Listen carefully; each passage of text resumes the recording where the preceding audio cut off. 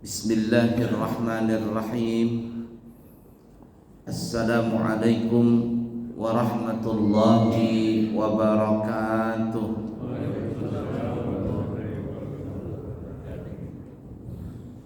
Alhamdulillahi rabbil alamin.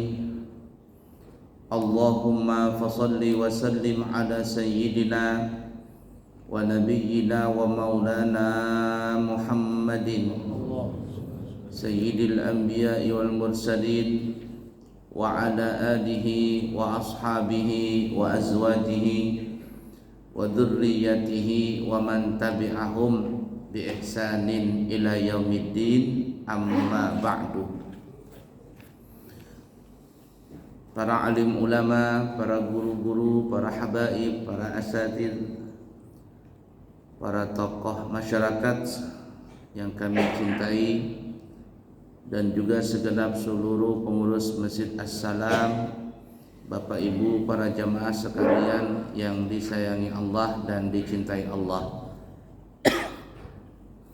Di kesempatan pagi hari ini kita diberi tema apa judulnya?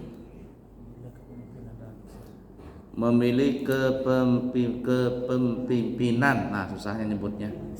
Kepemimpinan di dalam Islam. Ya itulah. Alhamdulillah. Baik ya, Bapak Ibu para jamaah sekalian yang disayangi Allah dan disayangi Allah. Di dalam kitab-kitab fikih itu akan dibahas juga masalah kepemimpinan ini, atau dalam bahasa fikihnya disebut khilafah. Cuman orang zaman sekarang kalau bicara tentang khilafah itu radikal gitu. Padahal dalam Islam itu ada membahas tentang masalah khilafah atau khalifah. Khilafah artinya kepemimpinan, khalifah adalah orang yang memimpin. Khalifah itu bahasa kitanya pengganti. Nah, pengganti pemimpin yang sebelumnya. Nah, cuman yang jadi masalah khilafah ini modelnya itu di sini yang jadi perdebatan. Apakah modelnya itu mulukiyah, kerajaan, atau jumhuriyah, atau bahasa kitanya apa namanya, republika, ini republik ya. Nah, ini yang jadi demokrasi itu yang jadi perdebatan. Kita di Indonesia beragam-ragam suku, beragam-ragam agama, beragam-ragam adat. Ini yang menjadi perdebatan kalau seandainya dipakai khilafah Islamiyah katanya. Kepemimpinan dalam bentuk Islam. Sebagian orang yang mungkin tidak beragama Islam, mereka akan timbul pertanyaan-pertanyaan, kalau seandainya Islam yang berkuasa, bagaimana dengan kami ini, itu, dan sebagainya. Padahal ingat ya, di dalam sejarah apabila Islam yang memimpin itu tidak pernah, di dalam Islam ya, yang namanya orang yang tidak beragama Islam itu terzolimi, nggak pernah. Tapi kalau yang memimpin bukan agama Islam, maka berapa banyak Islam atau pemeluk Islam yang menjadi korban di situ. Itu terjadi di mana-mana seperti itu. Jadi kalau Islam memimpin, walaupun pemimpin itu terkadang orangnya mungkin nakal, culas, dan sebagainya, tapi kalau seandainya orang Islam yang memimpin itu, insya Allah orang yang bukan beragama Islam hidup damai di dalam negara Islam atau negara yang mayoritasnya agama Islam dan dipimpin oleh orang Islam. Tapi kalau negara itu dipimpin bukan dari kalangan orang Islam, banyak sekali terjadi orang-orang Islam ini yang menjadi korban, menjadi sasaran kezaliman dan lain sebagainya. Dan itu terjadi mulai zaman dulu sampai zaman sekarang. Dari zaman dulu sampai zaman sekarang. Ala kulli hal, masalah kepemimpinan ini itu disebutkan di dalam masalah fikih Islam yang disebut namanya tentang khilafah. Cuman ya tadi sekali lagi, kalau orang bicara tentang khilafah itu dikatakan HTI, radikal dan sebagainya. Ya. Padahal itu sebenarnya ada dalam masalah itu, cuman ya tadi karena masalah khilafah ini dibahasnya khilafah Islamiyah. Nah, ini yang menjadi pertanyaan-pertanyaan dan perdebatan yang sampai sekarang belum usai. Dan sekali lagi, khilafah atau kepemimpinan ini itu yang jadi permasalahan, apakah kepemimpinan di dalam Islam ini bentuknya mulukiyah, kerajaan, atau jumhuriyah, atau republik dan lain sebagainya. Dan hampir rata-rata di dunia ini hanya ada dua kepemimpinan di dalam kenegaraan. Pertama mulukiyah, kerajaan, seperti Saudi Arabia, Brunei, itu masih bentuknya kerajaan. Nah, walaupun di Indonesia juga ada, tapi tidak berkuasa kerajaannya, cuman tinggal nama saja, Kerajaan Kutai. Rajanya sekarang masih ada, tapi Raja Kutai ya tetap saja di bawah jumhuriyah atau di dalam masalah republika yang sekarang dikenal dengan kepresidenan. Ya, cuman itu kebanyakan. Ada satu tapi sangat jarang, yaitu kepemimpinan dipimpin dengan model komunis. Nah, komunis yang saya tahu, komunis ini semua itu dibebankan, yang menanggung adalah pemerintah, tetapi kamu harus ikut pemerintah. Jadi kayak ditekan begitu. Kamu akan hidup damai tapi asalkan ikut dengan cara pemerintah. Itu model-model komunis seperti itu. Ya, model-model komunis, dan banyak yang gagal dengan komunis model seperti itu. La ilaha illallah. Dan kalau seandainya ada pemimpin, itu kita wajib untuk mentaati. Dalam Al-Quran dijelaskan tentang kepemimpinan itu, dan kita wajib mentaatinya. Dalam hadis juga seperti itu. Bahkan Nabi menyuruh kalau kita berjalan, ada 3 orang berjalan, maka angkatlah salah satu di antara yang 3 ini untuk menjadi pemimpin.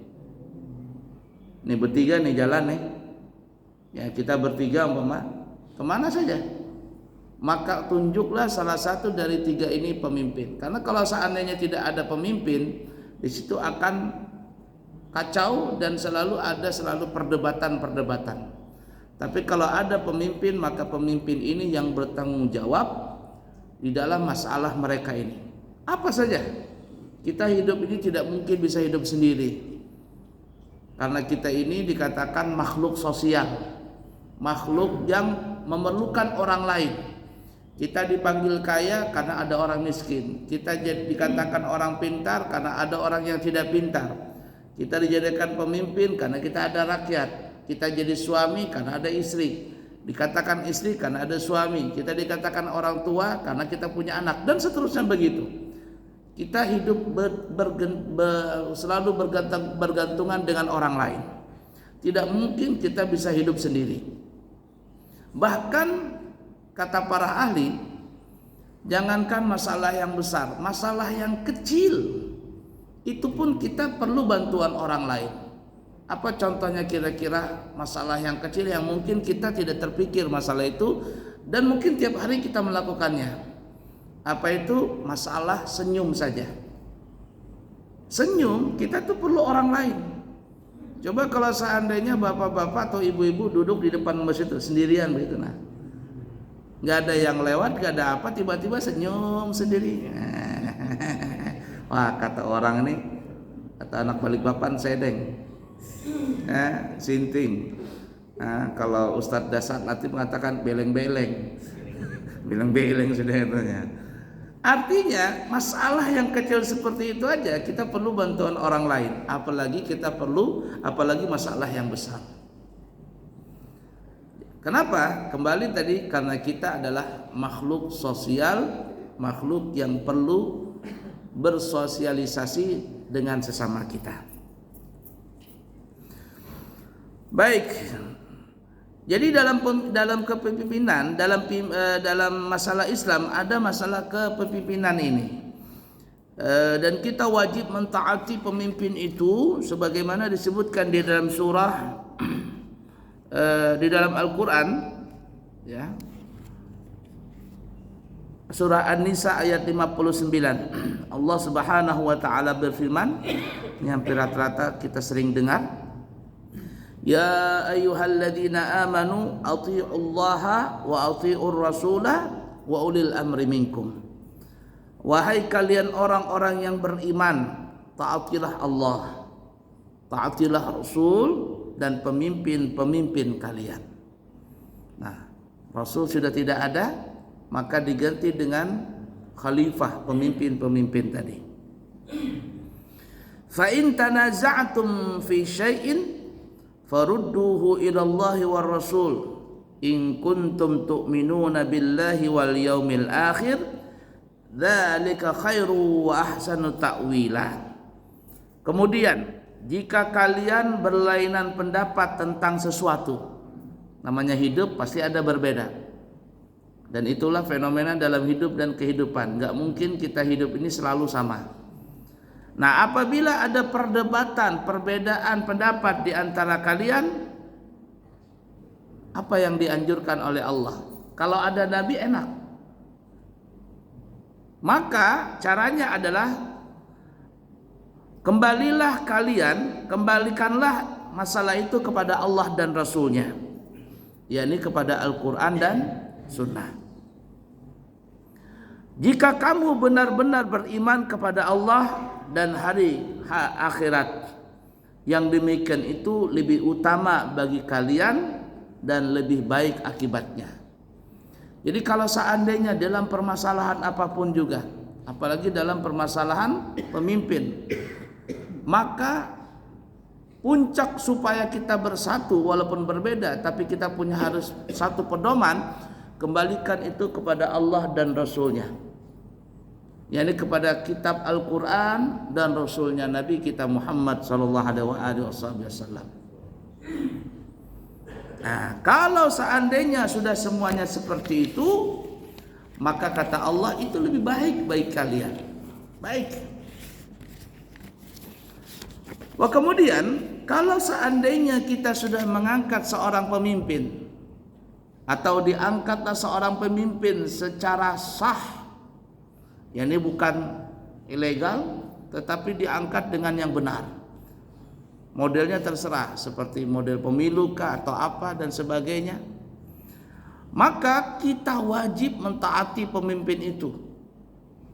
Walaupun pemimpin itu ibarat kata ada yang zalim, ada yang nakal.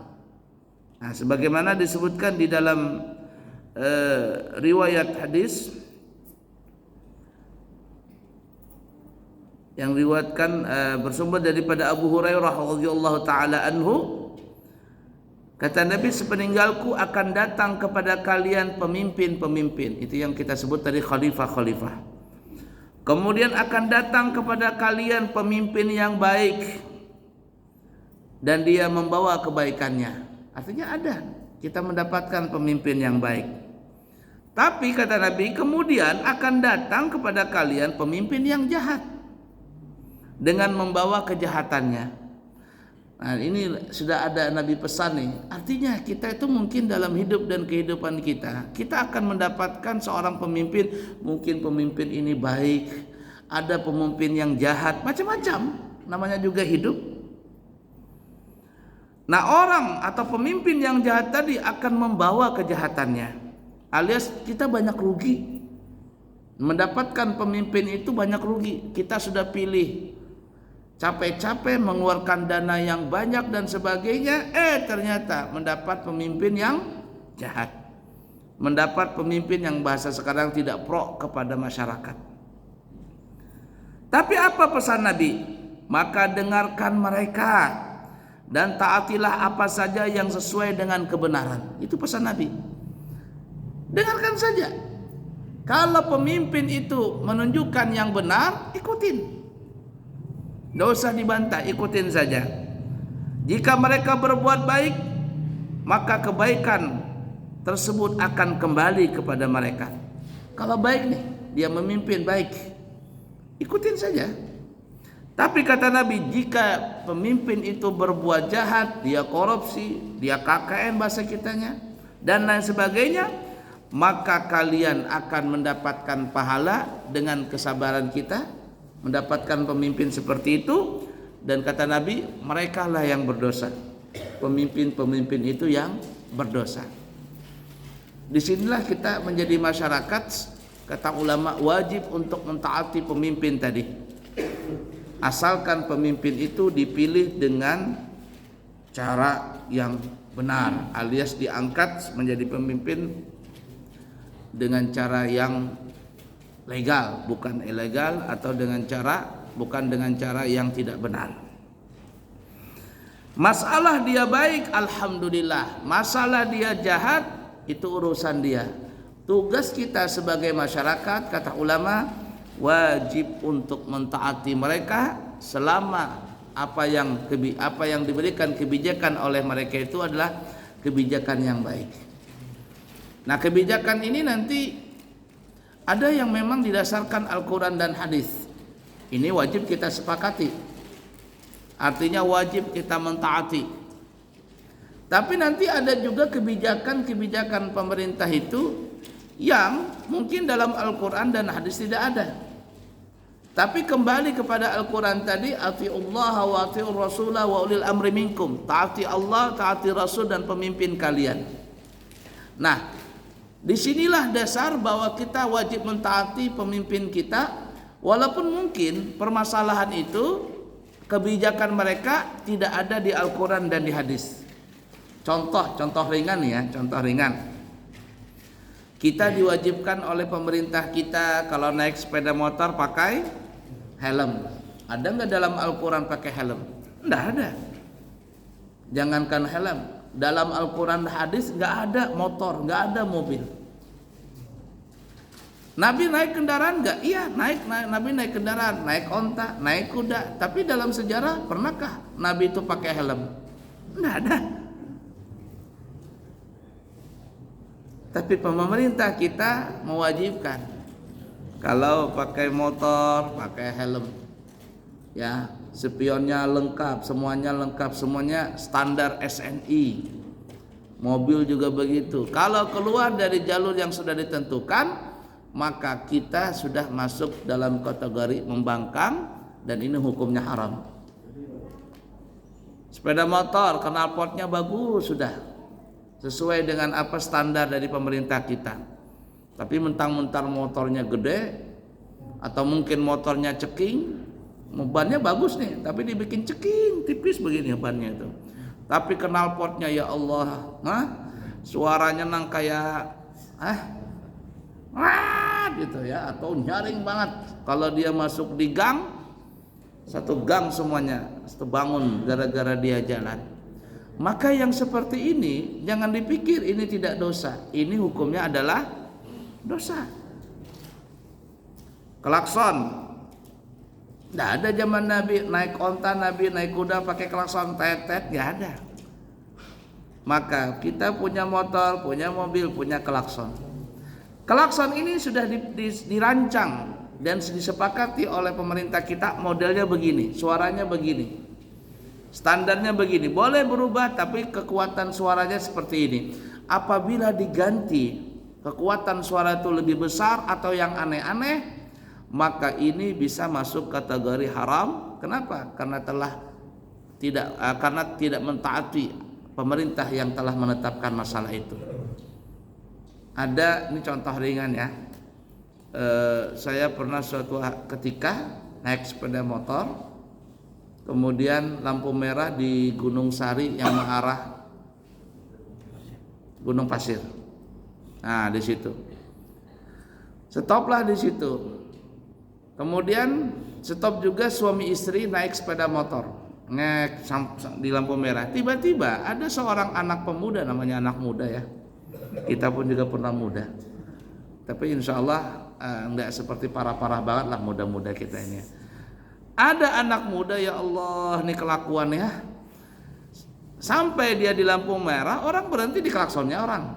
Tapi suara klakson itu kayak suara anjing. Wow, wow, wow. Laki bini melihat kirain ada anjing. Marah si ibu tadi.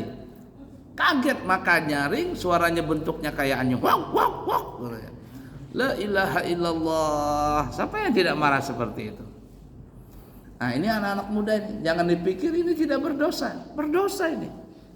Berdosa. Dosanya bisa kena dua. Dosa pertama membangkang pemerintah, dan yang kedua adalah dosa karena mengganggu masyarakat yang lain. Makanya di dalam lalu lintas itu kan kita dijaga tuh kalau dirazia, Pak, Bapak telah melanggar peraturan ini. Kalau Bapak melanggar ini akan membahayakan diri Bapak dan juga membahayakan pengguna jalan lain. Jadi ruginya bukan Bapak saja, kalau Bapak saja yang kena ya oke lah. Tapi yang ruginya bisa kena orang lain. Double itu masalahnya nanti. Nah, ala kulli hal seperti itu ya, itu model kepemimpinan di dalam Islam. Kemudian sesuai dengan judul, memilih pemimpin di dalam Islam. Nah, memilih pemimpin dalam Islam ini kita harus mempunyai kriteria-kriteria yang dianjurkan di dalam Islam. Nah, dalam masalah ini kami akan membagi kriteria itu terbagi menjadi dua. Satu, kriteria pribadinya sendiri. Yang kedua, kriteria untuk rakyat yang dia pimpin. Nah, kalau untuk pertama, kriteria pribadinya sendiri, ini sebenarnya bukan hanya seorang pemimpin, tapi kita semuanya harus mempunyai sifat ini. Dan inilah sifat yang diajarkan oleh Nabi dan Rasul yang dimiliki oleh mereka. Kalau orang biasa wajib memiliki sifat-sifat yang mulia ini, maka lebih-lebih para pemimpin-pemimpin itu. Sifat apa itu? Ini yang dikatakan sifat yang wajib kita hafal atau kita ketahui yang dimiliki oleh Nabi dan Rasul. Ada berapa sifat yang wajib bagi Nabi dan Rasul? 4. Apa itu? Yang pertama siddiq, sifat jujur ini. Kita wajib jujur. Pemimpin lebih wajib jujur. Nabi itu harga mati. Tidak mungkin seorang nabi itu pembohong. Jujur. Nah, yang kedua adalah tabligh. Orangnya itu menyampaikan dengan benar. Artinya sesuai dengan aturan. Lawanan tabligh itu kan namanya khianat. Ya. Tabligh menyampaikan dengan benar ya. Artinya kalau seandainya sampainya ini dari atasnya A, sampainya juga A. Nah, ini yang terkadang pemimpin-pemimpin itu banyak yang tidak tabligh. Turun anggaran dari atas 1 miliar. Sampai ke masyarakat cuma 500. Enggak tahu kemana 500-nya itu. Nah, ini jar orang bahasa kitanya disunat. Kalau orang Banjar ngaranya, mohon maaf ya, ini kalau ada persamaan nama, mohon maaf, Abdul Rauf, Rauf. Ngerauf terus ya, disunat-sunat. Tabligh menyampaikan. Kemudian apa lagi? Kemudian siddiq, tabligh, amanah, dapat dipercaya. Nah, lawanannya adalah khianat. Kalau tabligh tadi lawanannya kitman. Kitman itu suka menyembunyikan, ya, tidak menyampaikan dengan benar. Nah, amanah yang ketiga, orangnya mempunyai sifat amanah. Lawanannya adalah khianat, berkhianat. Kemudian yang keempat adalah fatanah, cerdas, bukan cerdik, cerdas. Lawanannya adalah baladah, bodoh.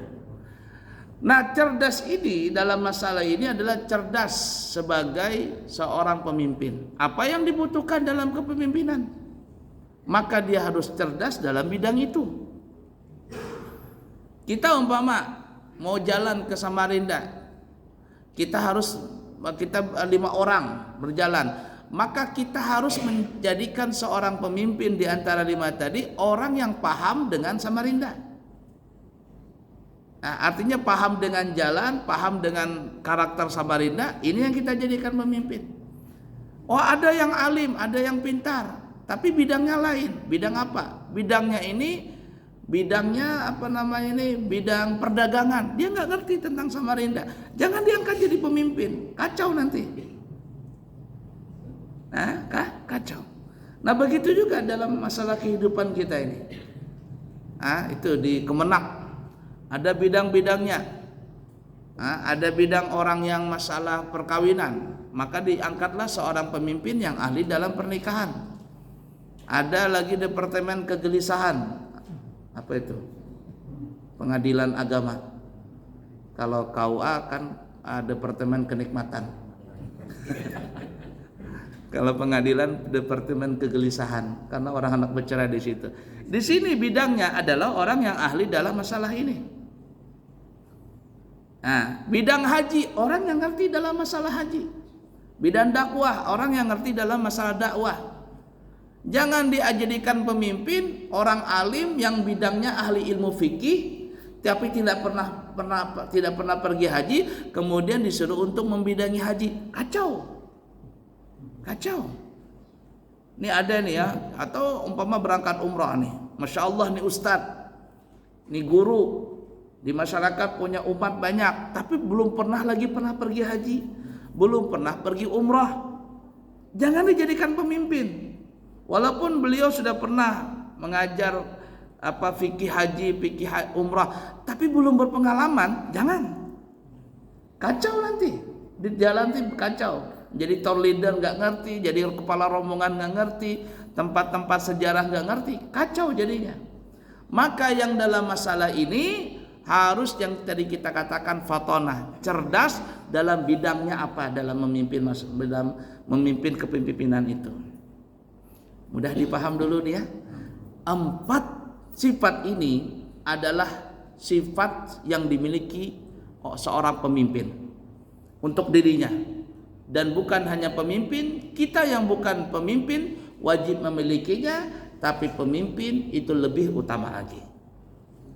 Ini kelompok yang kita sebutkan tadi pertama, sifat seorang pemimpin untuk dirinya sendiri. Nah, kemudian kelompok yang kedua adalah yang kita akan bahas, sifat kepemimpinan untuk dia dan untuk orang lain, untuk masyarakatnya. Nah, ini perlu ya, karena ada orang mempunyai 4 sifat tadi, siddiq, tabligh, amanah, fatonah, tapi dia tidak bisa memimpin orang. Nah, dalam masalah ini yang kita akan bahas.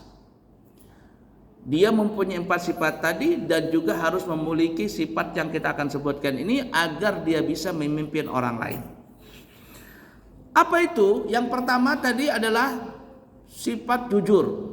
Karena sifat jujur ini penting, untuk dirinya juga harus jujur dan untuk kepada orang lain juga mesti jujur. Sebagaimana disebutkan di dalam riwayat hadis, Nabi kita Muhammad sallallahu alaihi wasallam bersabda di dalam hadis Bukhari. Kata Nabi, bersumber daripada Abdurrahman bin Samurah. Kata Abdurrahman bin Samurah, qala li an-nabiy sallallahu alaihi wasallam, Nabi telah memberikan aku nasihat, telah berkata kepadaku, kata Abdurrahman bin Samurah. Apa kata Nabi? Apa nasihat Nabi kepada Abdurrahman bin Samurah?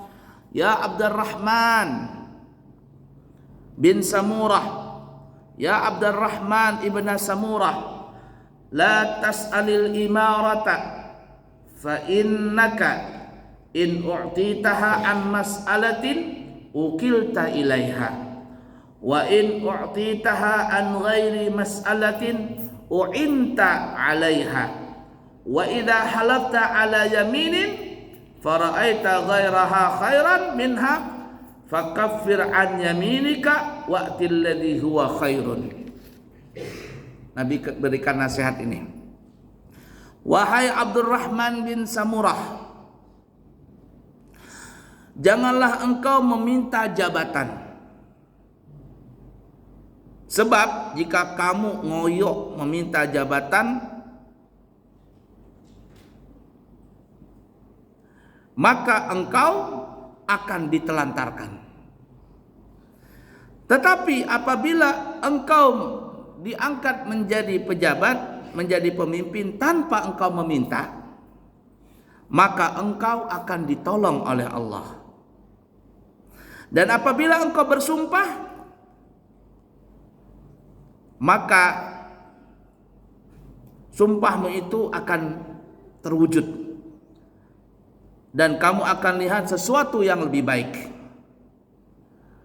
Namun apabila engkau melihat sumpahmu itu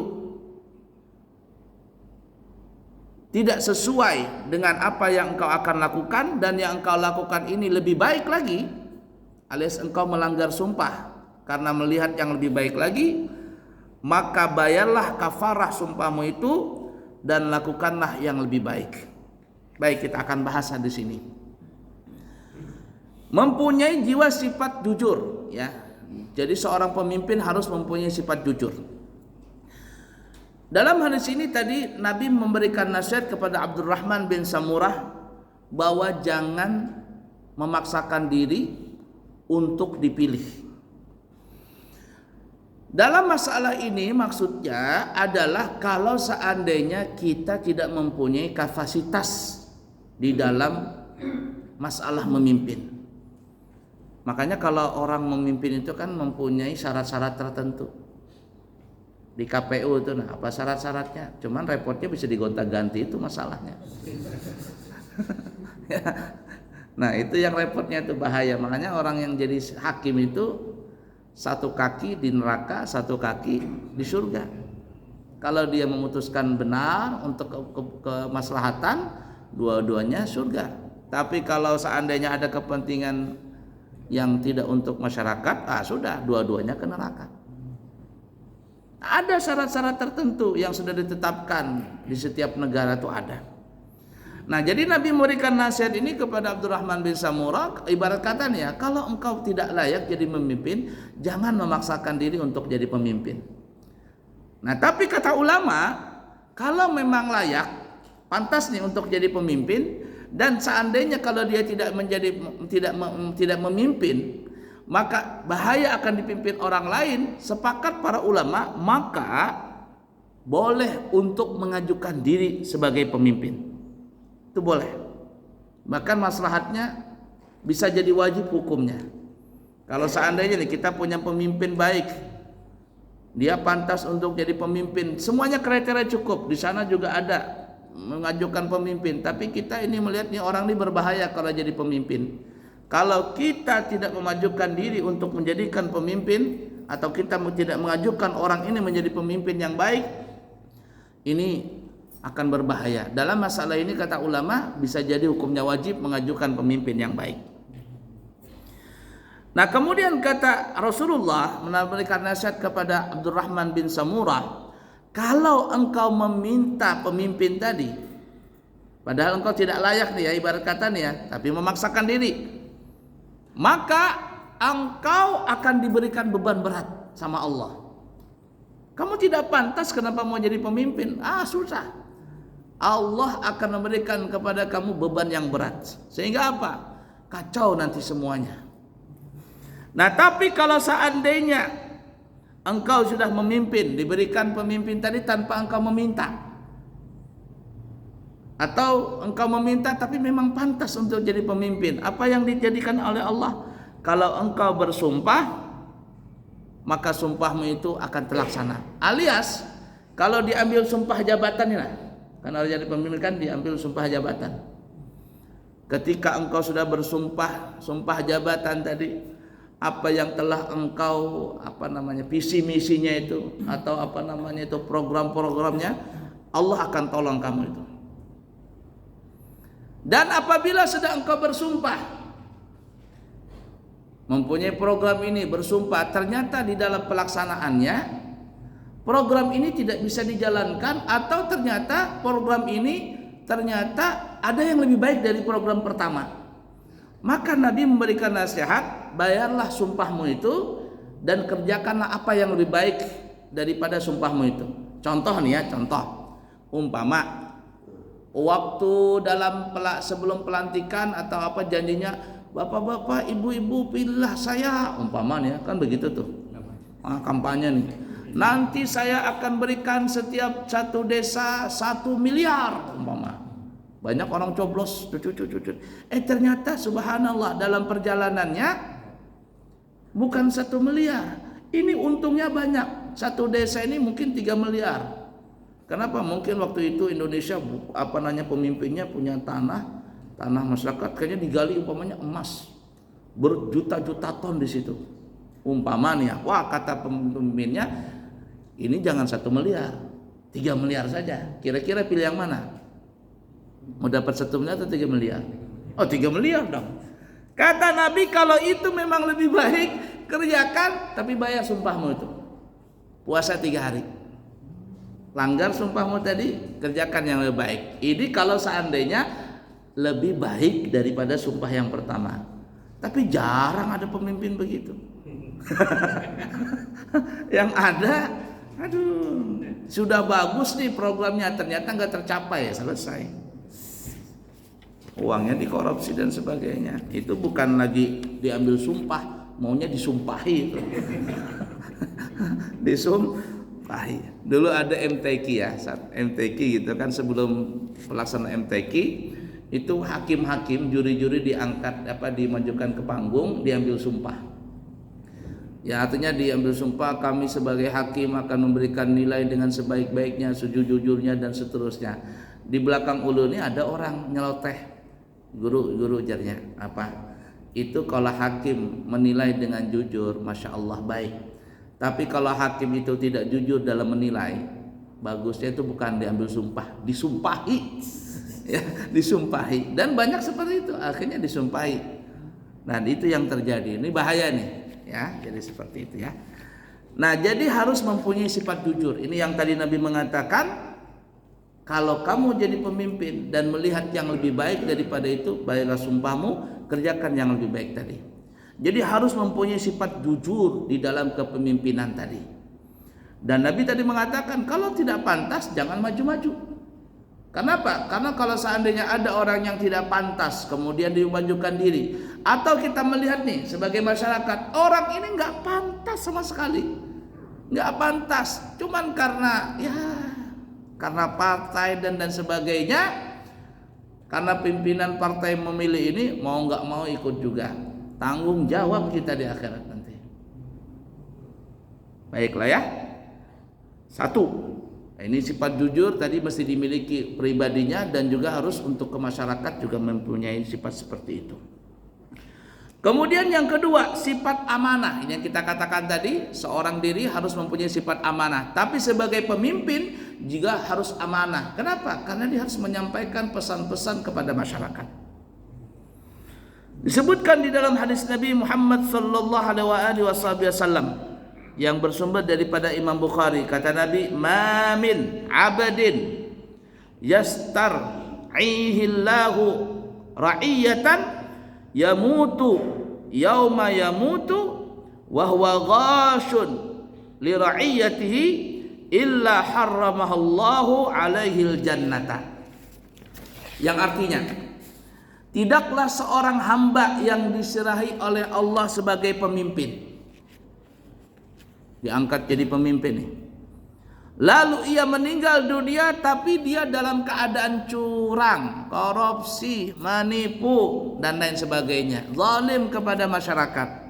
Apa kata Nabi? Maka orang tersebut Allah akan haramkan untuk masuk ke dalam surga.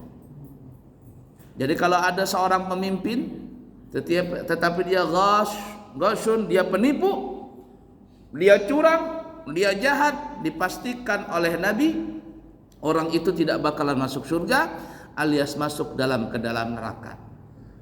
Nah, jadi pentingnya harus mempunyai sifat amanah tadi. Amanah untuk dirinya dan amanah untuk masyarakatnya. Sehingga salah satu ya orang yang dinaungi oleh Allah nanti di akhirat dengan naungan arasy, imamun adil, pemimpin yang adil. Pemimpin yang adil, yang bijaksana, yang adil. Baik, kemudian yang ketiga, pemimpin mempunyai sifat yang baik. Yang ketiga dia adalah mempunyai sifat bertanggung jawab. Mempunyai sifat bertanggung jawab. Nah ini terkadang orang mempunyai empat sifat tadi, siddiq, tabligh, amanah, fatanah, tapi dia tidak bisa bertanggung jawab. Artinya dedikasi dalam memimpin ini belum mampu dia. Belum mampu dia. Tidak mempunyai jiwa kepemimpinan ini. Maka yang seperti ini jangan.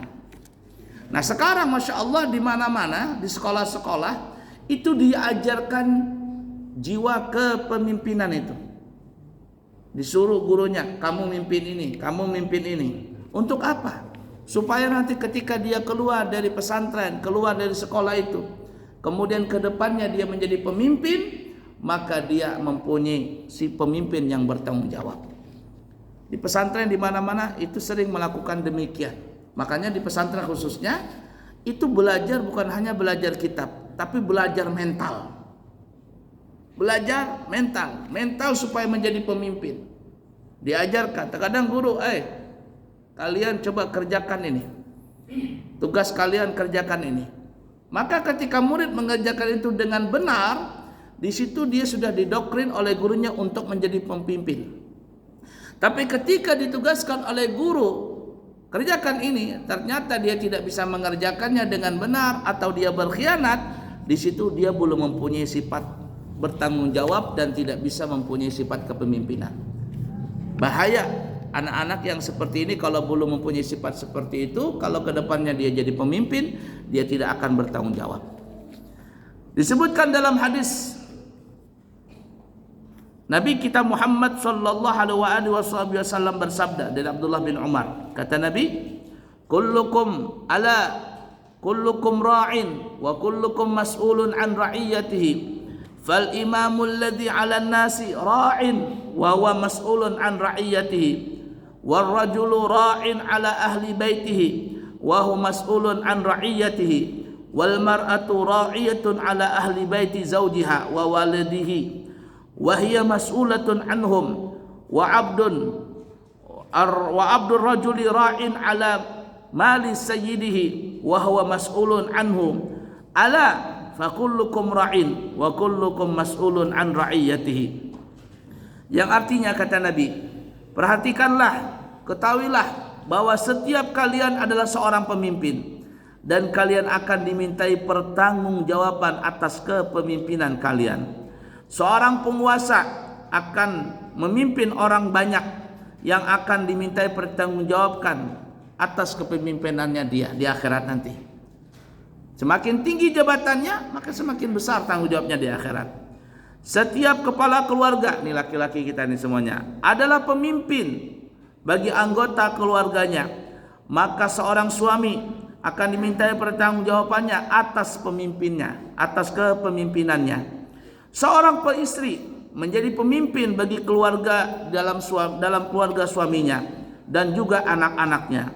Maka seorang istri itu akan dimintai pertanggungjawaban terhadap mereka semuanya.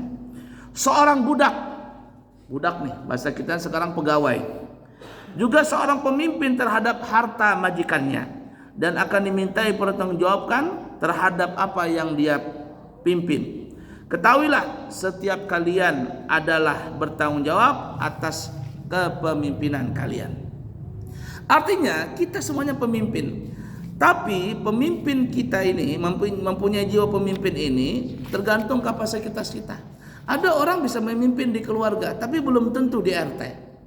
Ada orang bisa memimpin di RT tapi belum tentu bisa memimpin di kelurahan. Ada orang bisa memimpin di kelurahan tapi belum tentu dia bisa memimpin di kecamatan. Kecamatan dia bisa memimpin tapi belum tentu di wali kota. Wali kota bisa memimpin tapi belum tentu di gubernur. Gubernur bisa memimpin tapi belum tentu bisa jadi menteri. Bisa memimpin di menteri tapi belum tentu bisa jadi presiden. Tapi ada orang maksa, baru memimpin satu daerah tiba-tiba belum apa-apa langsung mau jadi presiden. Entar dulu. kampanye lagi nih guru nih. Nah, makanya kita harus tidak memilih pemimpin tadi. Nah, ini jiwa pemimpin penting nih. Jiwa pemimpin penting. Kemudian yang keempat, orangnya ahli cerdas. Yang kita bilang tadi, cerdas. Nah, tapi cerdas dengan apa yang dia pimpin. Nabi kita Muhammad sallallahu alaihi wasallam bersabda dalam hadis Bukhari, "Fa idza dhiyat al-amanatu fantadhiris sa'ah." Qala, "Kaifa idha'atuha?" Qala, "Idza wusida al-amru ila ghairi ahlihi fantadhiris sa'ah." Apabila sifat amanah sudah hilang, maka tunggulah terjadinya kiamat. Maksud kiamat ini kehancurannya. Orang itu bertanya, ada sahabat bertanya, "Ya Rasulullah, bagaimana hilangnya amanah itu?" Lalu Nabi bersabda, "Jika urusan diserahkan bukan pada ahlinya, maka tunggulah terjadinya kehancuran." Kita memilih pemimpin, ini nggak ahli, nggak ngerti apa-apa. Dia cuma menang karena follower banyak di Instagram, menang di situ aja, menang di TikTok, menang ini. Tapi nggak ada, tong kosong nyaring bunyinya. Itu yang mau jadikan pemimpin, bahaya. Jar Nabi itu akan terjadi kiamat. Maksud kiamat ini bukan kiamat kubra, artinya kehancuran di negeri itu. Dan berapa banyak masalah seperti itu terjadi. Nah, kemudian yang terakhir, ini yang penting, pemimpin yang dicintai dan mencintai rakyatnya. Dicintai rakyat dan mencintai rakyatnya. Jangankan yang besar, orang jadi imam saja, imam nih, ya. Kalau seandainya ada orang tidak suka dengan imam, maka imam itu sholatnya ditolak. Tapi orang yang benci dengan imamnya ada dua, satu sinis, satu benci karena memang nggak sesuai dengan kapasitas. Ada orang benci dengan, aku nggak suka dengan imam itu, kenapa? Nggak bayar hutang sama aku. Padahal imamnya bacanya bagus dan sebagainya dan sebagainya, tapi belum terbayar. Emang kapan dibayar? Ya belum waktunya sih bayar, cuman aku kepengen duit aja. Ini sinis namanya. Kenapa engkau nggak suka dengan imam itu? Wah, tuh imamnya nggak cocok dengan aku katanya. Nah, masalahnya apa? Ya masalah ini bukan masalah dari kepemimpinan, cuman masalah pribadi. Ini sinis namanya. Jangan. Nah, tapi kalau ada orang benci dengan imam, imamnya ini dibenci karena akhlaknya kurang baik, atau dia bacaannya kurang benar. Tapi karena dia menang penampilan, atau karena dia banyak banyak kontribusi di masjid tadi dan sebagainya, lalu jadi imam, orang benci dengan dia, ya ini yang berbahaya. Ini yang berbahaya. Nah, oleh karena itu, jangankan yang besar, yang kecil saja. Syarat yang kelima ini penting sekali. Dia mencintai masyarakat dan dia dicintai masyarakat. Bukan karena apa-apa. Ada orang cinta dengan pemimpin, aku suka dengan itu. Kenapa? Wah, aku dikasih duit terus sama dia. Nah, ini ada udang di balik tepung. Bukan di balik batu. Udang di balik tepung apa namanya? Rempey. Atau ote-ote sekalian. Lihat hadis Nabi, kata Nabi, khiyaru a'immatikum alladhi tuhibbunahum wa yuhibbunakum wa yusalluna 'alaikum wa tusalluna 'alaihim wa syiraru a'immatikum alladhina tubghidunahum wa yubghidunakum wa tal'anunahum wa yal'anunakum. Kata Nabi, sebaik-baik pemimpin kalian adalah orang yang kalian cintai dan yang mencintai kalian.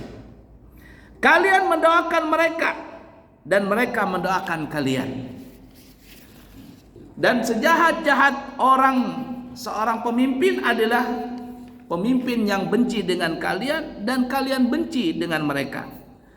Mereka akan melaknat kalian dan kalian akan melaknat mereka. Nah, jadi yang kelima ini mesti kita mencari pemimpin yang paling dicintai oleh masyarakat. Dan ingat, yang dicintai ini bukan karena ada udang di balik tepung tadi, tapi karena memang kapasitasnya memenuhi syarat. Kalau sudah memenuhi dan memenuhi syarat tadi, inilah pemimpin yang mesti kita pilih nanti. Mudah dipaham ya? Ala kulli hal. Dan sekali lagi kita membahas ini tidak ada sangkut paut dengan politik karena kita membahas secara umum. Memang ini politik, tetapi masalah khilafah atau kepemimpinan ini diajarkan di dalam kitab-kitab fikih, bahkan juga di dalam Al-Quran dan hadis. Mudah-mudahan Allah Subhanahu wa taala memberikan kepada kita pemimpin-pemimpin yang adil, yang bisa membawa kita dari dunia sampai masuk ke dalam surga, mencintai Allah, mencintai Rasulnya, mencintai agamanya, mencintai sesamanya, dan juga mencintai masyarakatnya. Amin, Allahumma amin ya rabbal alamin. Jam 6 lewat 7 menit. Ada pertanyaan?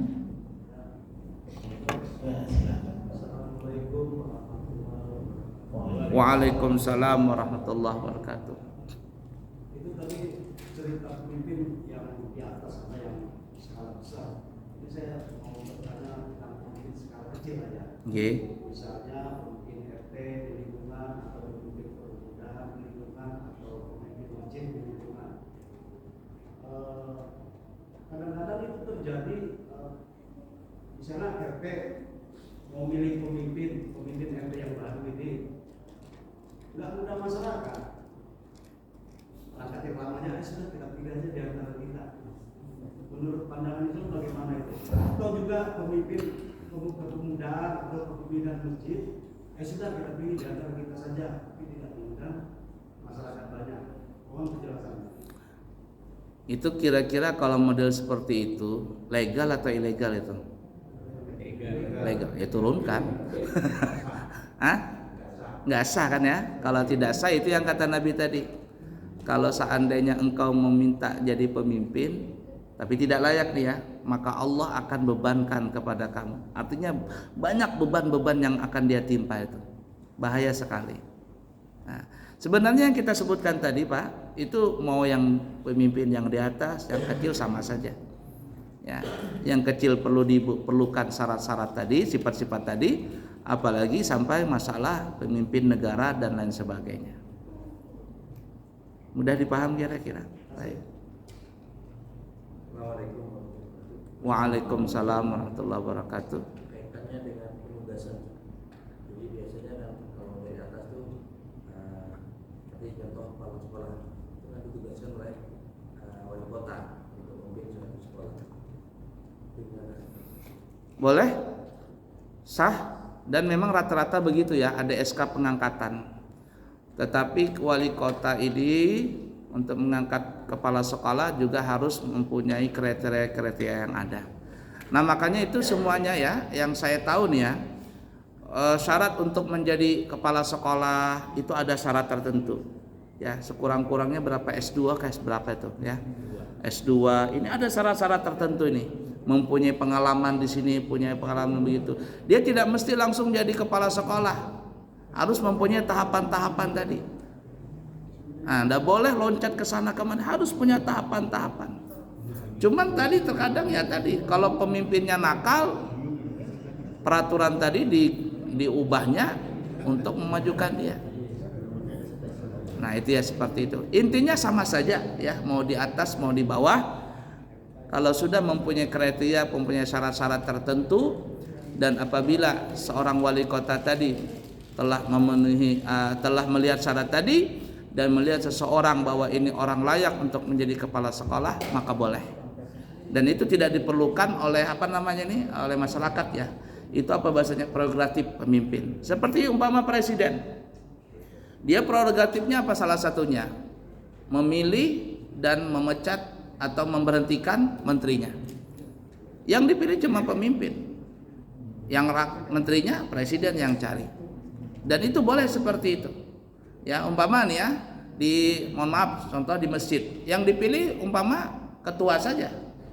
Biasanya ketua saja atau apa? Ketua saja biasanya.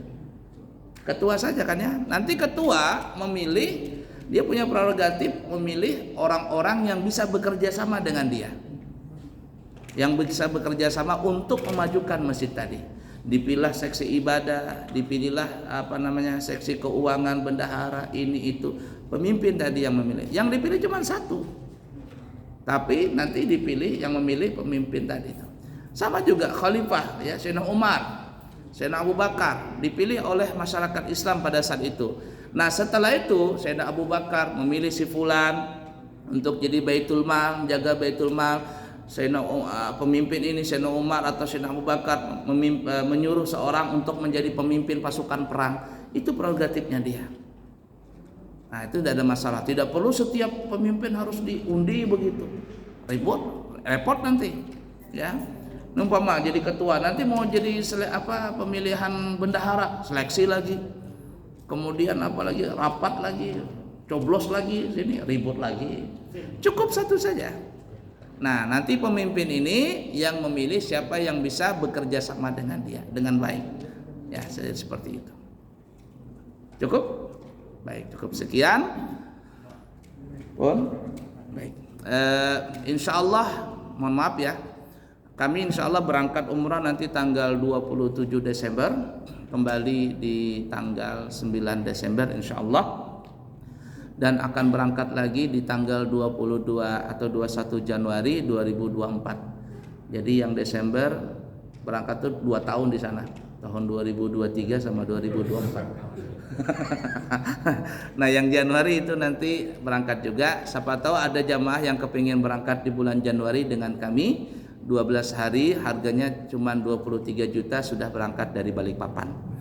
Kemudian siapa tahu ada yang berangkat umrah bulan Ramadan, itu ada 2 harga, 13 hari 42 juta dari Balikpapan sudah hari raya di Mekah, dan 18 hari 46 juta. Dan siapa yang ingin berangkat haji tahun ini juga, maksud tahun 2024 furada langsung tanpa ngantri, kami punya 2 harga. Yang pertama 195 juta 30 hari bintang 5, dan 185 juta 30 hari bintang 3. Siapa tahu ada yang kepingin langsung berangkat haji furada, insyaallah kami siap melayaninya. Siapa tahu bapak-bapak ada nyangkul di belakang rumah dapat emas 10 kilo, jangan kawin lagi ya, berangkat haji dulu ya. Nah, jadi seperti itu. Kemudian kami juga menerima badal umrah. Siapa tahu Bapak Ibu ada yang kepingin membadalkan umrah untuk keluarganya yang sudah meninggal, insya Allah kami pribadi siap untuk langsung membadalkannya. Nah, siapa ada yang berminat nanti bisa calling dengan kami, dan insya Allah untuk biaya dan sebagainya kita bisa musyawarahkan. Mungkin itu yang kami bisa sampaikan, semoga ada manfaatnya. Subhanakallahumma wa bihamdika asyhadu an la ilaha illa anta astaghfiruka wa atubu ilaihi. Wa akhiru kalam, wassalamu alaikum warahmatullahi wabarakatuh.